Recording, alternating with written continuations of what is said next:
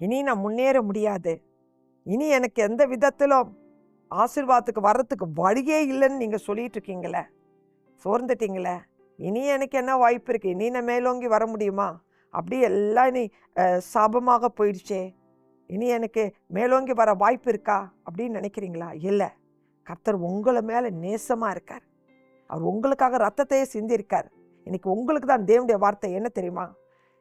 ஏசாயா 27வது அதிகாரம் 6வது வசனம், யாக்கோப் வேர்பற்றி இஸ்ரவேல் பூத்து காய்த்து உலகத்தை பல நாள் நிரப்பும் நாட்கள் வரும்.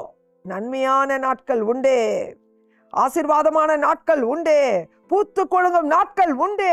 நீங்க எழும்புவீர்கள். உங்க இருதயம் கலங்காதிருப்பதாக, சோர்ந்து போகாதீர்கள். உங்க வேலைகளை கர்த்தருடைய கிருபை பெற்று அவரோடு இணைந்து செய்யுங்க. பெரிய ஆசீர்வாதத்தை நீங்க பார்ப்பீங்க.